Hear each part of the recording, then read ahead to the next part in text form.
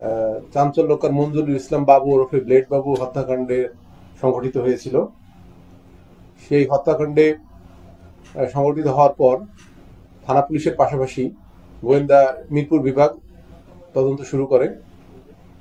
তো তদন্তের এক পর্যায়ে আমরা তথ্য প্রযুক্তি এবং সিসিটিভি ফুটেজ ও স্থানীয় সাক্ষ্য প্রমাণের ভিত্তিতে আমরা ওই দিনই রাত্রের ভেতরেই ঘটনার দিন রাত্রের ভেতরেই আমরা একজন অপরাধীকে গ্রেপ্তার করতে সক্ষম হই। স্বপ্ননগর নতুন রোডের বাদশামিয়ার চায়ের দোকানের সামনে টিনের ব্র্যান্ড নিচে যেখানে চায়ের ব্যবহৃত চায়ের স্তূপের ভিতর থেকে এই হত্যাকাণ্ডে ব্যবহৃত যে সুইচ গিয়ারটি, চাকু সদৃশ যে সুইচ গিয়ারটি, রক্তমাখা চাকুটি আমরা উদ্ধার করতে সক্ষম হই। এই হত্যাকাণ্ডে আমরা তদন্ত করতে যাই জানতে পারি যে এই তাদের মধ্যে রাজন যে গ্রুপটা এবং যে ব্লেড বাবু এদের মধ্যে এলাকার আধিপত্য প্লাস হচ্ছে কিছু ওই এলাকার কিছু টাকা পয়সা মানে বিভিন্ন ধরনের অপরাধের সাথে জড়িত বিভিন্ন বিষয়ের যে আর্থিক বিষয়গুলো নিয়ে এদের মধ্যে দ্বন্দ্ব ছিল এবং এই দ্বন্দ্বের এক পর্যায়ে তাদের মধ্যে কথা কাটাকাটি হয় এবং এরপরে তারা একে অপরের সাথে দস্তাদস্তির এক পর্যায়ে তিনি হত্যাকাণ্ডের শিকার হন। আপনারা ইতিমধ্যে জেনেছেন যে গত 21শে জানুয়ারি 2025 তারিখে রাজধানীর মিরপুর পল্লবী থানাধীন এলাকায় চাঞ্চল্যকর মঞ্জুরুল ইসলাম বাবু ওরফে ব্লেড বাবু হত্যাকাণ্ডে সংঘটিত হয়েছিল। সেই হত্যাকাণ্ডে সংঘটিত হওয়ার পর থানা পুলিশের পাশাপাশি গোয়েন্দা মিরপুর বিভাগ তদন্ত শুরু করে। তো তদন্তের এক পর্যায়ে আমরা তথ্য প্রযুক্তি এবং সিসিটিভি ফুটেজ ও স্থানীয় সাক্ষ্য প্রমাণের ভিত্তিতে আমরা ওই দিনই রাত্রের ভেতরেই ঘটনার দিন রাত্রের ভেতরেই আমরা একজন অপরাধীকে গ্রেপ্তার করতে সক্ষম হই, যার নাম ছিল মুরাদ। আমরা তাকে ধরার পরে এরপর আমাদের অভিযান অব্যাহত থাকে। থানা পুলিশের অভিযানের পাশাপাশি আমরা অভিযান পরিচালনা করি। পরবর্তীতে এই ঘটনায় ভিকটিমের স্ত্রী বাদী হয়ে একটি মামলা রুজু করে। পল্লবী থানার মামলা নম্বর 40 তারিখ 21/1/2024। এরপরে আমরা মামলাটি গোয়েন্দা মিরপুর বিভাগে হস্তান্তর করা হয়। এই মামলার সূত্র ধরে আমরা এর পরবর্তীতে প্রত্যক্ষদর্শী এবং আরো অন্যান্য গোপন সংবাদের ভিত্তিতে আমরা গত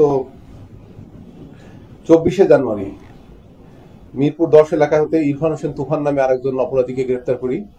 এরপরে 26শে জানুয়ারি রাত 1 ঘটিকায় মিরপুর এলাকা থেকে রাব্বি নামে আরেকজন অপরাধীকে গ্রেপ্তার করি। সর্বশেষ গত রাত 29শে জানুয়ারি দিবাগত রাত 1 ঘটিকায় গোপন সংবাদের ভিত্তিতে জানতে পারি যে এই হত্যাকাণ্ডের যে মূল আসামি, যে ওই প্রত্যক্ষভাবে শারীরিকভাবে তাকে আঘাত করেছে এবং স্টেপ ডাউন করেছে, সেই আসামি দুইজনই মুন্সিগঞ্জ জেলার টঙ্গিবাড়ি থানায় অবস্থান করছে। এই খবর পেয়ে আমাদের মিরপুর বিভাগের অতিরিক্ত উপপুলিশ কমিশনার গোয়েন্দা জনাব সোনার আলী তার নেতৃত্বে ডিবির একটি চৌকস দল সারা রাত অভিযান চালায় এবং মিরপুর মুন্সিগঞ্জ জেলার টঙ্গিবাড়ি থানা এলাকা হতে এই মামলা 3 এবং 4 নম্বর এজাহারনামী আসামি রাজন এবং রনি, যারা আপন দুই ভাই, তাদেরকে গ্রেপ্তার করতে সক্ষম হই। পরবর্তীতে রনিকে জিজ্ঞাসাবাদ করে এবং তাকে ব্যাপক জিজ্ঞাসাবাদের এক পর্যায়ে তার দেখানো মতে মুন্সিগঞ্জ হতে পল্লবী থানায় স্বপ্ননগর নতুন রোডের বাদশামিয়ার চায়ের দোকানের সামনে টিনের ব্র্যান্ড নিচে যেখানে চায়ের ব্যবহৃত চায়ের স্তূপের ভিতর থেকে এই হত্যাকাণ্ডে ব্যবহৃত যে সুইচ গিয়ারটি, চাকু সদৃশ যে সুইচ গিয়ারটি, রক্তমাখা চাকুটি আমরা উদ্ধার করতে সক্ষম হই। এই মামলায় মোট এজাহারনামী আসামি ছিল 20 জন। এর মধ্যে আমরা অন্যতম যারা এই মামলায় প্রধানতম যারা হত্যাকাণ্ডে সরাসরি অংশগ্রহণ করেছে তাদের মধ্যে মোট 6 জনকে আমরা ইতিমধ্যে আইনের আওতায় আনতে সক্ষম হয়েছি এবং আমরা বাকি যে আসামিগুলো আছে তাদেরকে আমরা ধরার জন্য অব্যাহত আছি, আমাদের অভিযান অব্যাহত আছে। আশা করি আমরা অল্প সময়ের মধ্যে এই মামলার সমস্ত সকল যারা প্রকৃত অপরাধী, এই মামলায় যারা ঘটনার সাথে প্রকৃতভাবে জড়িত, তাদেরকে আইনের আওতায় এনে বিজ্ঞ আদালতে তাদের বিরুদ্ধে অভিযোগপত্র দাখিল করতে সক্ষম হব। ধন্যবাদ সবাইকে। এই দুই আসামির সাথে ব্লেড বাবুর কি সম্পর্ক ছিল? এই হত্যাকাণ্ডে আমরা তদন্ত করতে যাই জানতে পারি যে এই তাদের মধ্যে রাজন যে গ্রুপটা এবং যে ব্লেড বাবু এদের মধ্যে এলাকার আধিপত্য প্লাস হচ্ছে কিছু ওই এলাকার কিছু টাকা পয়সা মানে বিভিন্ন ধরনের অপরাধের সাথে জড়িত বিভিন্ন বিষয়ের যে আর্থিক বিষয়গুলো নিয়ে এদের মধ্যে দ্বন্দ্ব ছিল এবং এই দ্বন্দ্বের এক পর্যায়ে তাদের মধ্যে কথা কাটাকাটি হয় এবং এরপরে তারা একে অপরের সাথে দস্তাবেজের এক পর্যায়ে তিনি হত্যাকাণ্ডের শিকার হন, বিলেত বাবুর হত্যাকাণ্ডের শিকার হন। আচ্ছা, বিলেত বাবু কে, মানে ওনার কোন রাজনৈতিক পরিচয় আছে বা কোনো না, এলাকায় এনার ওই রকম স্পেসিফিক রাজনৈতিক কোনো পরিচয় নাই। এলাকার আধিপত্য বিস্তার করে এলাকা কেন্দ্রিক যে প্রভাব থাকে এদের আন্ডারে কিছু গ্রুপ মেনটেন করে এরা, সেই গ্রুপের লিডার ছিল। আচ্ছা, আমার দুটো প্রশ্ন। প্রথম প্রশ্ন হচ্ছে যে এই হত্যাকাণ্ডের পেছনে একজন আওয়ামী লীগ নেতার হত্যায় জড়িত যে মূসা, আলোচিত আওয়ামী লীগ নেতা টিপু হত্যা মতিঝিলে, সেখানে সেই মূসার নাম এখানে এসেছে, তার সম্পৃক্ততা কতটুকু এবং তাকে গ্রেফতারে আপনাদের কোনো উদ্যোগ আছে কিনা? আর দ্বিতীয় প্রশ্ন, আপনি বলেছেন যে তারা বেশ কিছু গ্রুপ নিয়ন্ত্রণ করতে, আমরা যদি ধরে নিই সেগুলো আসলে কিশোর গ্যাং গ্রুপ এবং পল্লবী অর্থাৎ ঢাকার মধ্যে যে কয়েকটি এলাকার মধ্যে কিশোর গ্যাং আধিপত্য বা কিশোর গ্যাং কর্তৃক অপরাধ বেশি হয়, তার মধ্যে পল্লবী একটা। এই দুইটা বিষয় আপনারা আসলে কিভাবে নিয়ন্ত্রণে বা তাদের বিরুদ্ধে কি ব্যবস্থা নেবেন? ধন্যবাদ।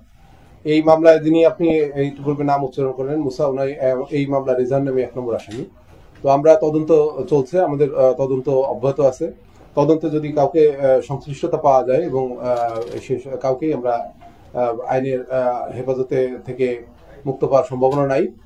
এই মামলার ঘটনার সাথে যারা জড়িত আছে তাদের সবাইকেই আমরা গ্রেফতার করতে চেষ্টা অব্যাহত থাকবে এবং তাদের বিরুদ্ধে আইনগত প্রক্রিয়া অব্যাহত থাকবে।